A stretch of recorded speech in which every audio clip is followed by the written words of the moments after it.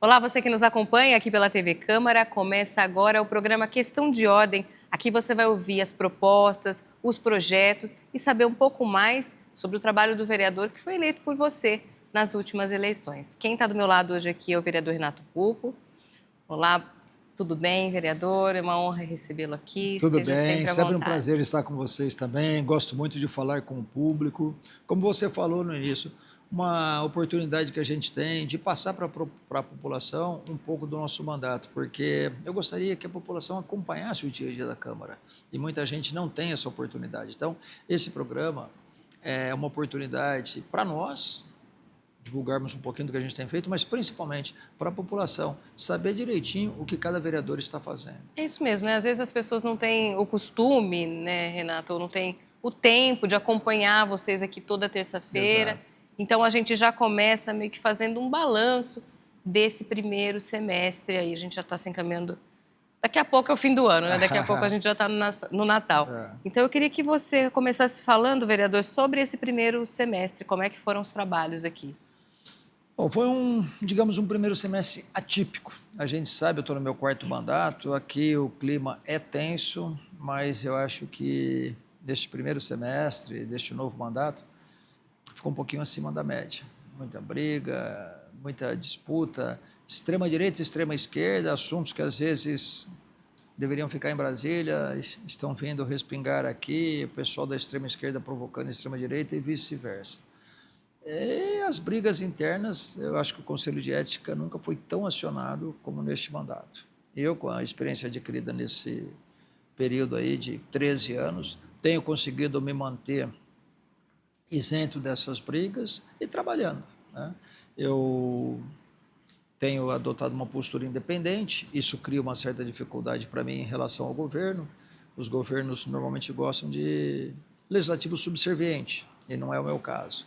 Então, isso cria uma dificuldade, tudo para mim é mais difícil. Nas emendas impositivas, por exemplo, várias entidades já foram contempladas com emendas de outros vereadores. E as entidades que eu indiquei não receberam. Tem entidade que foi indicada por mim e por outros 2, 3 vereadores. Já receberam as outras emendas e a minha não. E o pessoal me procura e fala, nós estamos esperando chegar a tua para juntar com as outras que a gente quer fazer algo maior.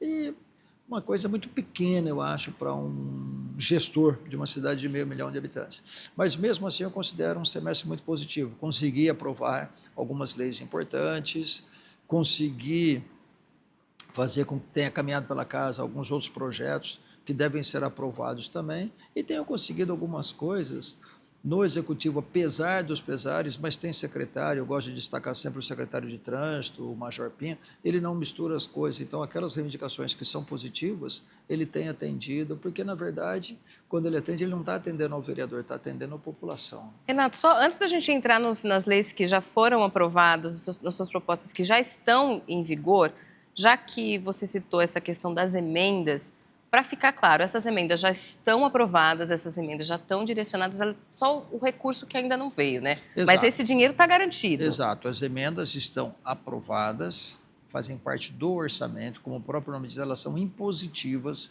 é um pedido do vereador. Agora, não existe uma programação, um cronograma de pagamento, então elas vão ser pagas esse ano, mas não existe previsão. Então, suponhamos que ele resolva, entre aspas, castigar o vereador Renato Pupo, porque não diz amém para tudo. Vai pagar as emendas indicadas por mim em dezembro, mais ou menos. Eu fiz essa semana uma reunião com o pessoal das ILPIs, as instituições de longa permanência de idosos, né, que antigamente a gente chamava de asilos. Muito preocupado, mas eles falaram, não tem problema, mesmo que chegue em dezembro, né, não existe um período, então a gente consegue ainda gastar, não tem aquele risco de, perdeu, tem que devolver. Então, chega em dezembro, eles têm 13º, então isso me deu uma tranquilizada.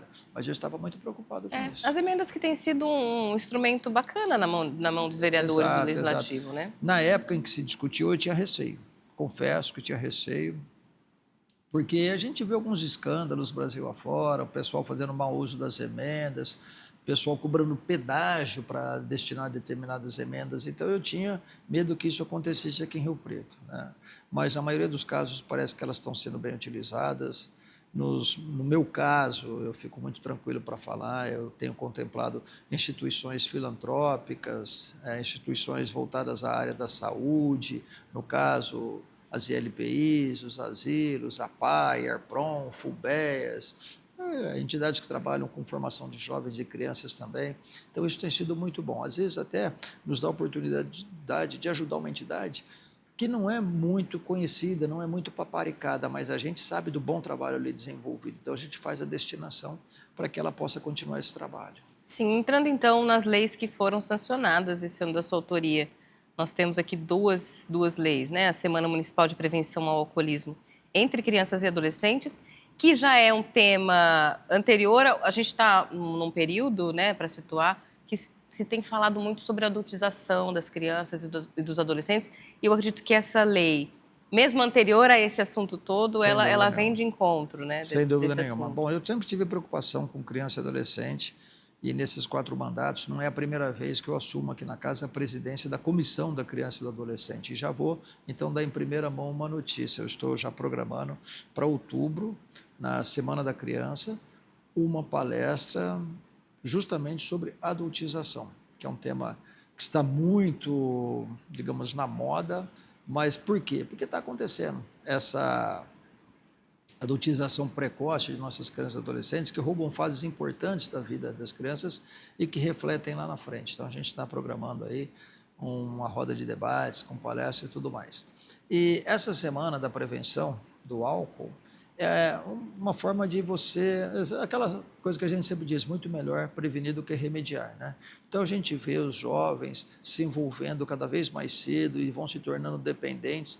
E a gente sabe que drogas, mesmo as drogas lícitas, como o álcool, elas destroem vidas, destroem famílias, prejudicam o processo de capacitação, de amadurecimento, tudo mais.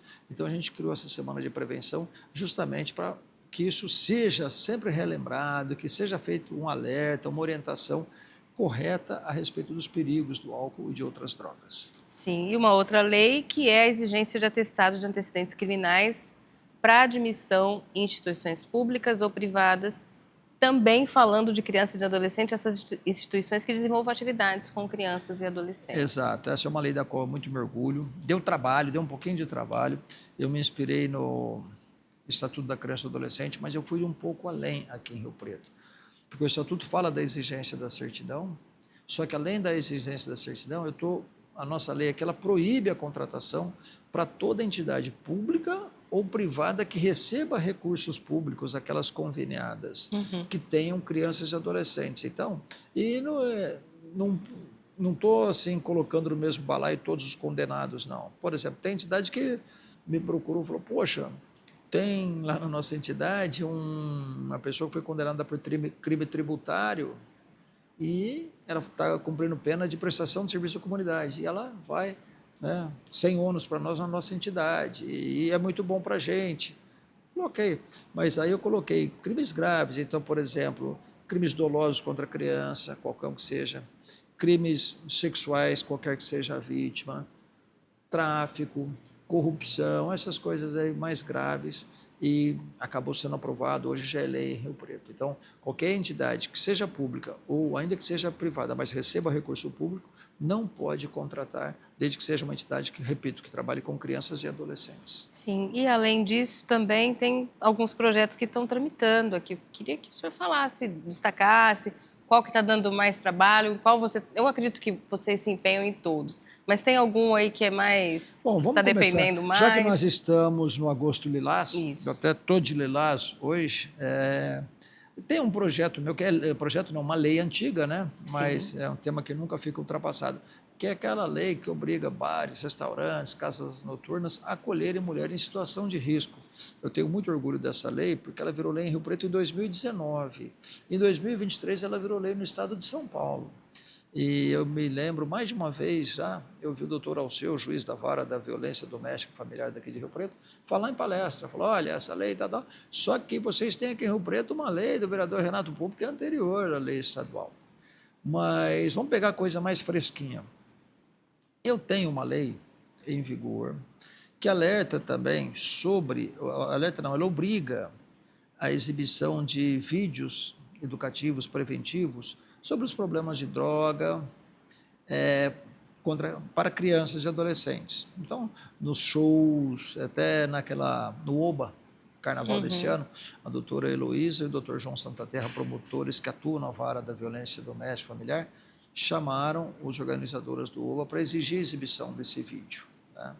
E, paralelamente, tem também a da violência contra a mulher, voltaram no Agosto Lilás. Então, são vídeos educativos que alertam para a violência. E eles têm que ser exibidos em shows, em cinemas, no trailer. Por que no cinema? Porque eu falo assim, você coloca uma palestra, por melhor que seja a palestra, quem que geralmente vai participar de um seminário? Quem menos precisa ouvir. Aquelas Sim. pessoas que estão envolvidas com esse tipo de problema, elas não dão importância para esse tipo de evento, elas não vão. Então vai quem já sabe que o fato é grave e tal, quem menos precisa ouvir. Agora, quando você coloca isso num show, quando você coloca isso num trailer de cinema, você atinge um público que jamais estaria sentadinho numa OAB, numa Câmara Municipal, para ouvir uma palestra desse tipo. Então, a gente está trabalhando muito com isso e tem dado resultado. Outro projeto em andamento, e a gente também falando de uma violência, né? A questão de projeto que oferece um programa de assistência psicológica para os professores. Porque os professores, atualmente, eles têm sofrido muita violência. Muita. Quando não dos alunos, talvez dos pais, que talvez não aceitam certo tipo de posicionamento. Enfim, qual que é a importância desse projeto que institui um programa de assistência psicológica aos professores? Vamos lá. Primeiro, falar um pouquinho dessa violência de alunos e familiares. Eu visito várias escolas e aqui no Vitor Brito Bastos eu já participei de vários eventos, alguns direcionados para os alunos, alguns direcionados para os pais. Nesse dos pais, inclusive, estava comigo o doutor Pelarim, nós dois falando para os pais.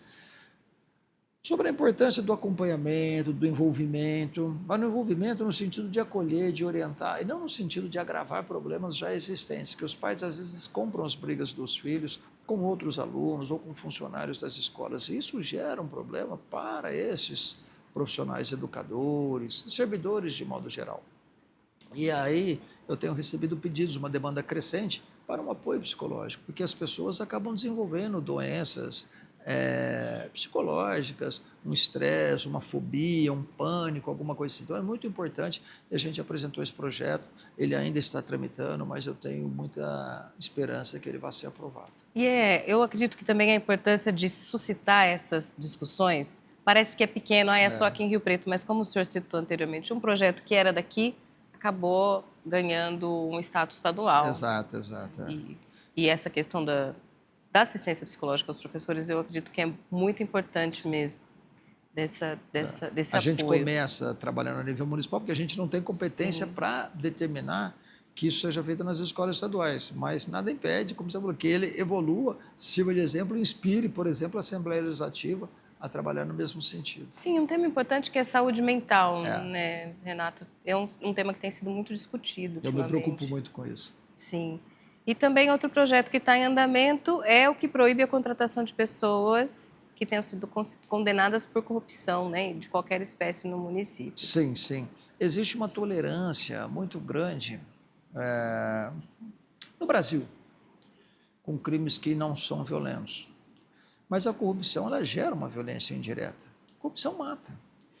Dinheiro público que é desviado da saúde, por exemplo, ele mata. Por quê? Porque falta atendimento, falta medicamento, faltam os insumos necessários para aqueles casos mais graves. E existe essa tolerância. Então, eu estou tentando agora apertar o cerco contra essas pessoas. Pessoa condenada por corrupção não pode ser contratada, não está apta. Até na época me questionaram, falaram, poxa, espera aí, você está criando uma pena perpétua. Eu falei, não, eu não estou criando pena perpétua. Porque a pessoa cumpriu pena, ela está livre. Tudo bem, ela está livre para outros atos. Agora, eu estou criando um requisito, porque eu acho que trabalhar na administração pública, você tem que ter uma exigência maior do que certas coisas. Porque você está aqui para servir, o próprio nome de servidor. E como é que você vai ter como servidor uma pessoa com esse desvio de conduta, uma pessoa que se aproveitou da situação, às vezes da proximidade com o poder público? para se beneficiar financeiramente. Então, pessoas que cometeram atos de corrupção não estão aptas, do meu ponto de vista, e eu também acho que a gente vai caminhar para uma aprovação desse projeto. E é tão difícil também a gente chegar nesse final, né? A pessoa ser condenada por corrupção. Exato. Tem que ser uma coisa muito grave mesmo. Não é uma simples suspeita, né? Sim, você vai ter que correr todo o Exato. processo, né? E agora falando do nosso dia a dia aqui, Renato, tá na casa, deve chegar logo para votação, o projeto que cria o terceiro e o quarto Conselho Tutelar. Primeiro eu queria que você falasse dessa luta, que já é uma luta longínqua dos vereadores, para que se criem esses conselhos, inclusive teve audiência pública sobre isso. Isso. Essa luta é uma luta antiga. No mandato passado, que era o meu terceiro mandato, essa luta se tornou mais intensa. Eu sempre erguendo essa bandeira, outros vereadores participaram dessa luta, eu gosto de fazer justiça. Não vou citar nomes, porque às vezes a gente esquece um, Sim. mas uns 3, 4 abraçaram comigo essa luta. E eu sempre usei da tribuna que eu batia. Existe uma resolução do CONANDA, que é o Conselho Nacional dos Direitos da Criança e do Adolescente, que fala que o correto é ter um conselho tutelar para cada 100 mil habitantes. Rio Preto é uma cidade de 500 mil habitantes e tem apenas 2 conselhos tutelares. Então, na verdade, a gente deveria estar lutando para 5 conselhos. Sim, mesmo corrigido ainda vai ficar defasado. Exato. Né? A gente tem hoje 40%, mas estabelecemos aí pelo menos o terceiro e o quarto que são mais urgentes. Porque quando a gente começou a luta, não tinha saído o censo colocando Rio Preto com 501 mil habitantes já.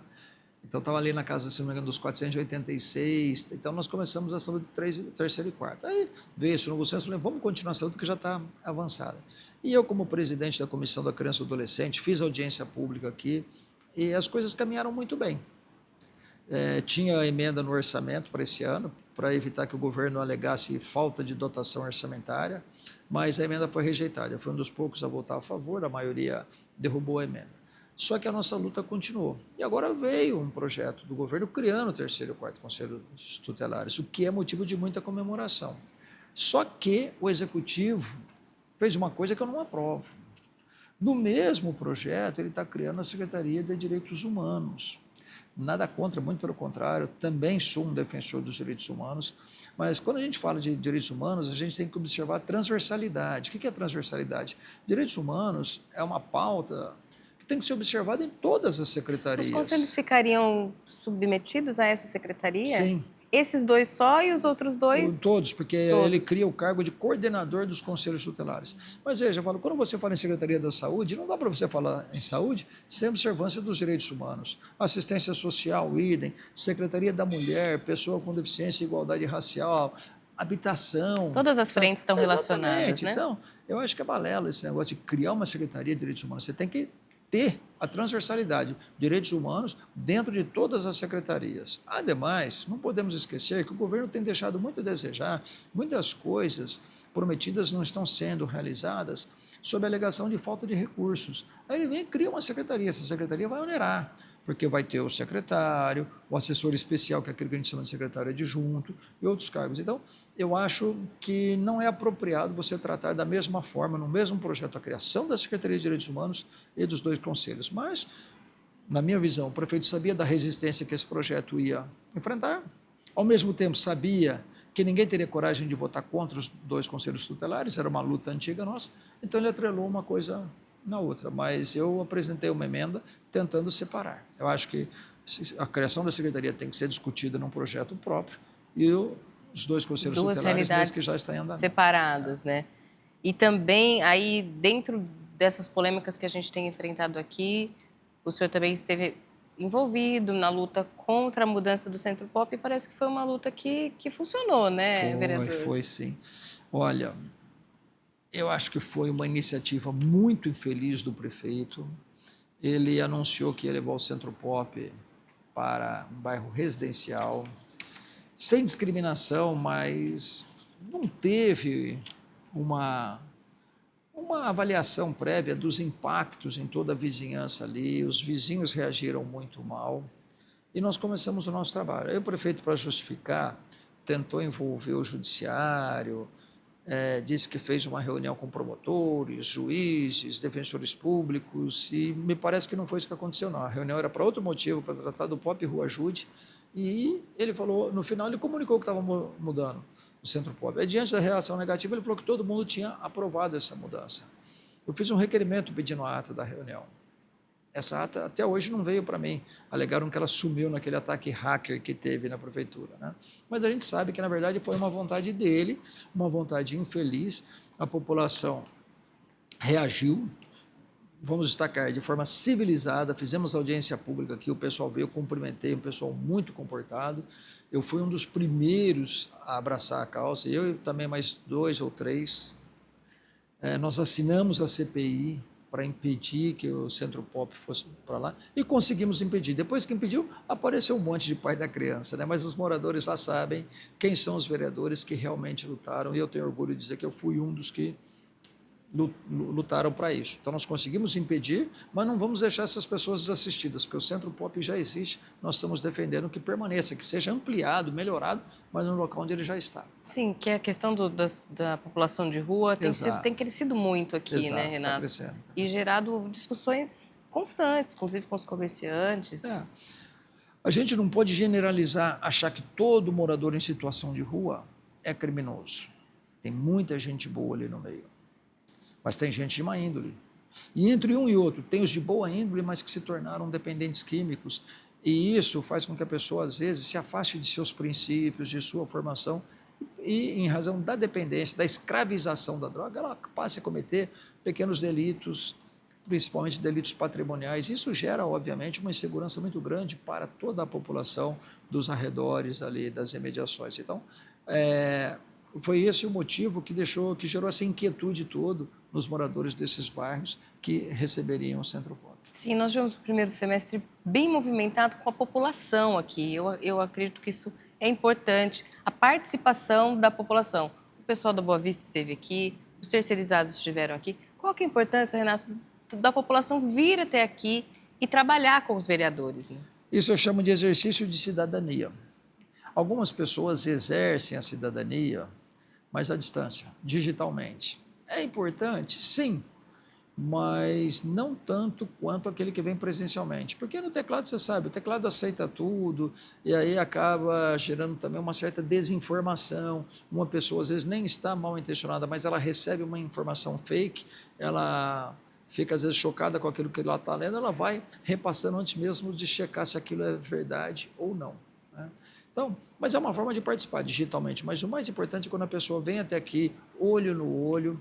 Muitas vezes a pessoa que vem reclamar está mal informada, ela sai daqui convencida de que a coisa não é tão ruim quanto ela imaginava, e outras vezes acontece o inverso.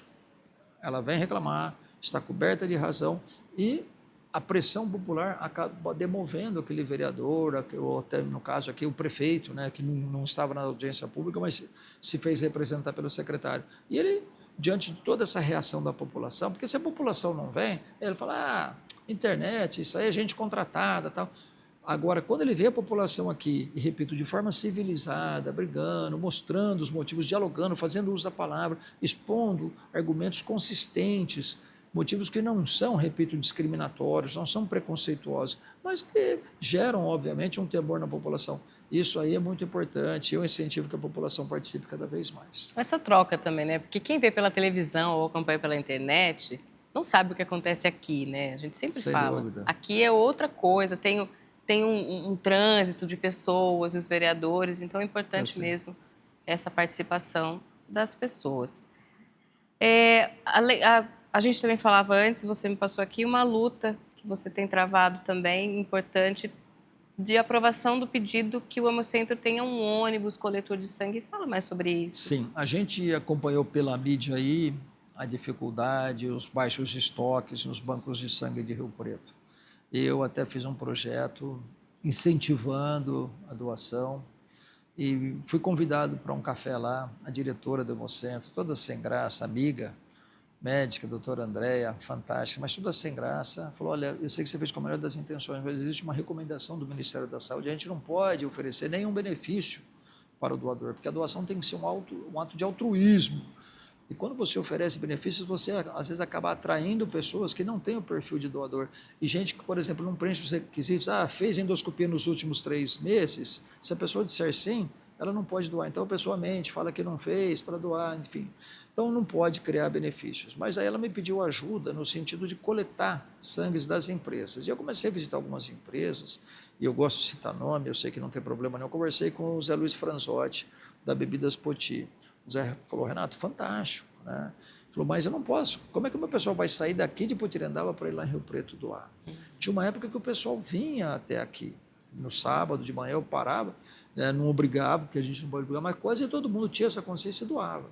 E aí então nós começamos uma nova conversa lá, no sentido de adquirir um ônibus coletor, um micro-ônibus coletor de sangue, de forma itinerária, indo até os locais. E a conversa evoluiu bem. O ônibus projetado era um pouco mais caro, estava no valor de 3.200.000 reais, porque todo equipado próprio para isso, mas através de umas emendas, uma do capitão Derrite, atual secretário de Segurança Pública, mas ele, enquanto deputado federal, conseguiu destinar uma emenda. Não tive participação, gosto de deixar claro, não gosto de puxar para mim aquilo que não é meu. Mas foi complementada por uma emenda do deputado Itamar Borges, super atuante, deputado estadual Itamar Borges, está presente em tudo, e essa tem o meu dedinho aí, eu conversei com o deputado Itamar. Somando as duas emendas do secretário Derrite com o deputado Itamar, deu para adquirir um micro-ônibus, repito, não tão completo quanto aquele que foi idealizado, mas que vai ajudar bastante na coleta de sangue fora do Hemocentro. Nesse assunto a gente entra num outro, que é uma crítica que o senhor tem feito também, é um projeto do Executivo de colocar, então, pessoas que briguem pelas causas pagas para isso em Brasília e em São Paulo. E esse papel, como o senhor já tinha me dito, é do deputado. Eu queria que o senhor falasse um pouquinho sobre esse assunto. Exato. Chegou aqui na Câmara, eu até gravei um vídeo chamando isso de projeto dos lobistas. O prefeito está criando 2 cargos, criando no projeto, porque eu espero que esse projeto não passe, eu vou combater. Criando 2 cargos. Um de um assessor para ficar em Brasília defendendo os interesses do município lá, com um salário de 15 mil e poucos reais. E o outro para ficar em São Paulo fazendo a mesma coisa com um salário superior a 12 mil reais. Essas 2 pessoas ainda vão ter direito a férias, olha só, férias, e 13º salário. Quer dizer, quando esses lobistas estiverem de férias, Rio Preto fica sem representante ou vai nomear alguém? Aí 13º, quem vai controlar o dia a dia dessas pessoas, se eles estão cumprindo horários, se não estão, para ter direito a férias, 13º e tudo mais. Além disso, nós fizemos as contas, o próprio governo no projeto, 1 ano de salário dessas 2 pessoas com as férias do 13º vão ultrapassar 500 mil reais por mês, ou seja, mais de meio milhão. Fora a despesa aérea, hospedagem, alimentação. E o lobby tem custo, porque não é só a alimentação dele, ele vai ter que levar deputado para jantar, geralmente não são locais baratos. Enfim, é uma conta astronômica. Para uma cidade, que eu já disse aqui hoje, que não tem realizado muitas promessas de campanha, sob a alegação de que não tem recurso. Então, não tem recurso para fazer aquilo que prometeu na campanha e fica gastando com lobista, sendo que nós temos deputados federais e estaduais que podem fazer isso, podem e sabem fazer isso, ou seja, defender os interesses do município junto ao governo federal, defender os interesses do município junto ao governo estadual. É um absurdo, não entra na minha cabeça. E eu até coloquei na internet e minhas redes sociais, tem uma coisa muito legal, elas são muito democráticas e de alto nível. Então, eu, consultando a população, eu já tinha uma opinião formada, mas consultando a população, e a maioria esmagadora achou um absurdo. Um ou outro, até teve um que foi meu aluno. Mas isso que eu falei que é legal, é muito respeito. Ô, professor, desculpa, mas eu acho, sim, interessante. Tá? Falei, obrigado pela contribuição, tá? É importante eu ouvir. E uma outra falou assim, olha, eu acho legal, porque esse meio milhão que vai gastar, por ano, de repente pode virar meio trilhão. Tomara. Né? Se o projeto passar, tomara que você esteja certo. Mas, assim, com toda essa liberdade que eu dou para as pessoas discordarem de mim, a maioria esmagadora achou uma ideia estapafúrdia. Sim, e desses projetos que vêm e que talvez o senhor não concorde, ou vê ali algumas coisas que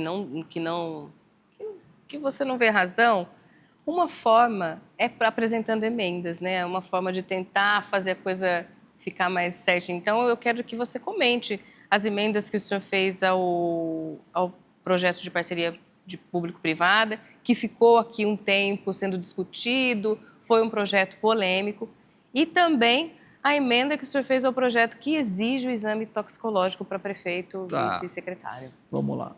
Projeto de PPP. PPP, eu concordo que é algo importante, sim, para o município. Até participei de uma reunião com o pessoal da CIRP, assumi o compromisso de apoiar a PPP.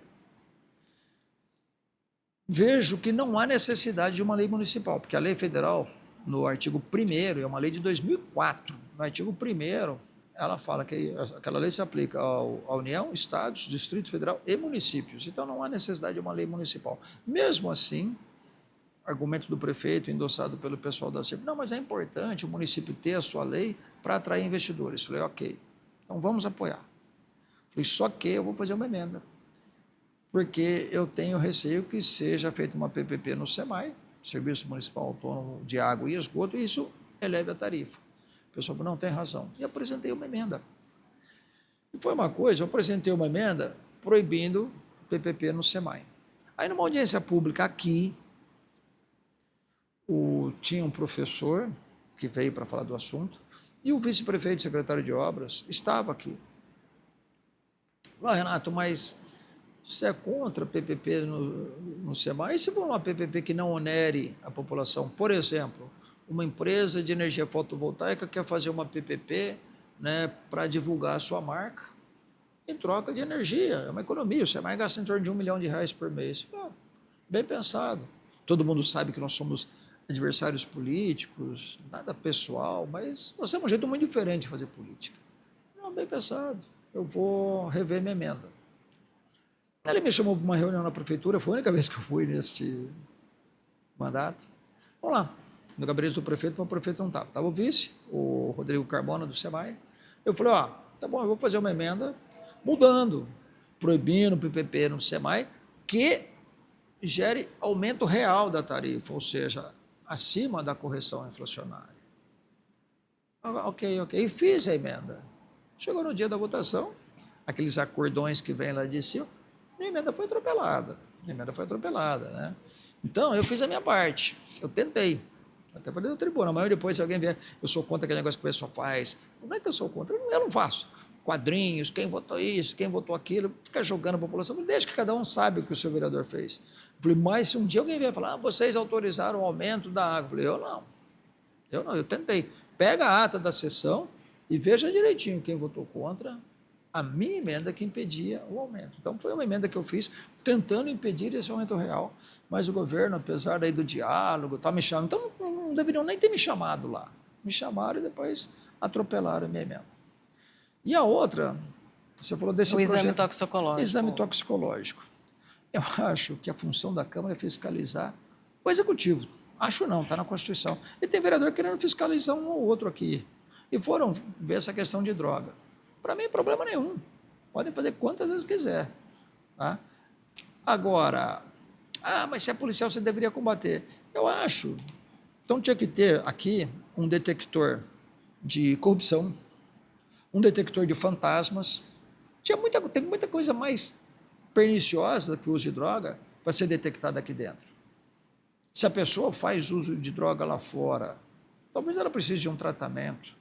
Mas isso não é impeditivo para ela exercer o mandato. Eu vi a exposição de motivos, higiene mental, tem que estar com a higiene mental em dia, senão não tem condições de exercer o mandato. E se ele for um alcoólatra? É uma droga lícita, e isso não está no projeto. Às vezes o alcoólatra vai ter e aquele outro que usa esporadicamente não tem. Então, uma série de contradições. Mas tudo bem. Peguei e apresentei uma emenda ao projeto, estendendo essa obrigatoriedade aos membros do Poder Executivo, já que, repito, uma das funções do Legislativo é fiscalizar o Executivo, então estendendo isso ao prefeito, ao vice-prefeito, aos secretários, aos subprefeitos. Quando eu coloquei essa emenda, coincidentemente o autor da proposta retirou o projeto. E ele reapresentou em forma de projeto de resolução. O que é o projeto de resolução? Ele mexe no regimento interno da Câmara, ou seja, só tem força interna corporis, não pode atingir ninguém, nada que seja extra corporis, ou seja, fora da Câmara. Então, por uma questão de equidade, eu apresentei, colhi as assinaturas necessárias, apresentei um projeto de emenda à lei orgânica do município. Estou alterando a lei orgânica para quê? Para que essas mesmas exigências que ele está cobrando dos vereadores sejam estendidas ao prefeito, ao vice-prefeito e aos secretários, tá? Para que eles tenham higiene mental para administrar uma cidade. Mas, repito, eu acho que esse não é o problema. Eu gostaria, quero ainda, quem sabe um dia, arrumar um detector de corrupto, um detector de fantasma, aí eu acho que a coisa começa a andar bem. Vereador, a gente já está chegando ao fim. Eu queria que você desse aí o seu recado final a quem está nos assistindo. Se o senhor quiser deixar o telefone ou algum contato que também, suas redes sociais, para o pessoal entrar em contato com o senhor, fique à vontade. Vamos lá, a você que está nos assistindo, em primeiro lugar, agradecer pela sua atenção e dizer, para quem não pegou o começo, sou Renato Pupo, delegado de polícia há 33 anos e meio, professor universitário em 2 faculdades aqui em Rio Preto, há 26 anos já, e vereador de 4º mandato, trabalhando sempre com independência. Então, eu queria dizer a você, pedir um pouquinho da sua paciência, porque a minha independência, muitas vezes, ela é mal compreendida. Tem chefe de executivo que dificulta as coisas quando partem de mim, porque eu não sou do time. Então, às vezes, a pessoa vem me pedir alguma coisa, eu falo, tudo bem, você quer que eu abrace a causa, eu abraço, mas talvez comigo seja um pouco mais difícil, me sinto na obrigação de avisar, e é o que eu estou dizendo para você. Agora, tudo que for para fiscalizar, como esses projetos absurdos que eu falei, de lobista em São Paulo, PPP para aumentar a água, criação de uma nova secretaria para acomodar, às vezes, pessoas do círculo do prefeito, eu estou aqui para combater. Nada pessoal. Quando vem coisa boa da prefeitura, mesmo que o prefeito não me peça, mesmo que nenhum secretário me peça, tem o meu apoio, porque aquilo que é bom eu vou apoiar sempre, mas não abro mão da minha independência. Quando for coisa que eu achar que é ruim para Rio Preto, eu vou estar sempre combatendo. Então, me use como um canal aí, estou à sua disposição para trabalhar por uma Rio Preto cada vez melhor. Muito obrigada, vereador. Muito obrigada pela sua audiência. Você confere essa entrevista ao longo da nossa programação, nas reprises e também no nosso canal no YouTube. E para saber mais sobre o Legislativo, você acessa o nosso site, que é o www.riopreto.sp.leg.br. A gente fica por aqui. Até a próxima. TV Câmara, o canal do Legislativo.